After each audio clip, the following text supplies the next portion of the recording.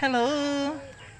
Hello, good afternoon guys. So ngayon guys, ang gagawin ko lang naman mga ka-living anywhere is magluluto tayo ng ulam kasi alam ko napagod kayo sa kapanonood ng ng laban ng basketball ng may dulong at kinapondan. So nanalang may dulong. So ngayon naman magluluto tayo ng ulam para sa amin ngayong gabi, di ba? Ipakita ko lang sa iyo kung anong gagawin ko. Ito yung mga ingredient at ito yung isda na gagamitin namin.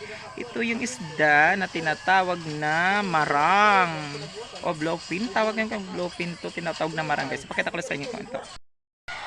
So, ito na nga guys, yung lulutuin ko, itong tinawag na marang. So iniwa-hiwa na to, nilinisan ko na to guys. Ayan. Ayan.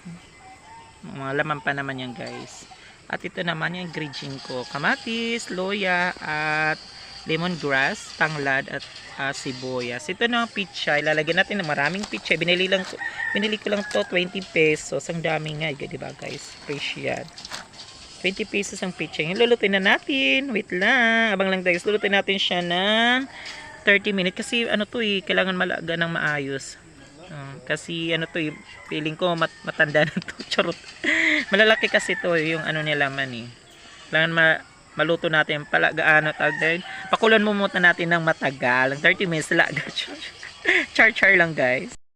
So ito nga guys, dito lang ako magluluto sa labas at kahoy lang gagamitin natin para masarap. Iba kasi ang kinapag dito nagluluto, di ba? Masarap. Ayan, palalaki muna natin yung apoy. Patapos ilalagay na natin yung karaha natin. Na guys, naglagay na ako ng water sa aming pan o tinatawag na karaha. Yun lang, tapos susunod na yung isda. Ayan, ilagay na natin yung isda. Ayan, ilagay na natin yung isda. Isusunod na natin yung mga ingredient natin, ilalagay na. Ito na, isusunod na natin. Ayan na, lagay na natin to lahat para sumarap ng bonggang-bongga. Takpan mo muna natin ng 15 minutes. Lagyan natin yung pichay, yung pinaka matigas na part lang. Ayan. Para maluto siya. Tulak muna natin yan. Takpan mo muna natin. Ayan. Magsusugba tayo ng isdang malaking ano yung nanit ngaran? Takluban? Ano yun? Ini? Ano ngaran yun? Ini na isda. Manakluban daw guys. Yung pangalan, isusugba natin mamaya. After magluto na tayo ng ulam. Tarap. Ito na. Ilalagay na natin guys dito sa loob ito lahat. Tapos lalagyan natin ng magic sarap. Ito maglagay. Papasok naman yun. Tapos lalagyan na natin ng asin. Tapos isusugba na natin mamaya. Dito. Tapos ilalagay na ito sa loob. Yan guys. Hindi ko makahawakan kasi isa lang akong mahawak. Mamaya na papakita ko na sa inyo. Pagtapos na. So ayan na guys. Tapos na. Nilagyan ko na sa loob. Asin. Nandun na yung lahat sa loob. Ayan na. Ayan. Tapos naman isusuba na natin. Na natin yung pichay. Gabi na. Gabi na siya guys. Nilagyan ko na lang ng ilaw. Ayan. Puno talaga. Mga kaibigang puno siya.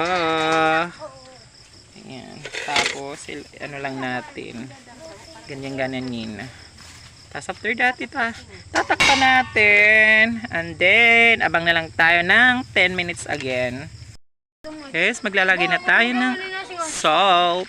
Wow, salt talaga. Di asin. Kailangan medyo malasasa. Ayan, tama na yung asin. Baka may mapagalitan ko ni mother. Abangan na lang natin ng 5 minutes again. Charot lang balita. Malapit na siya maluto.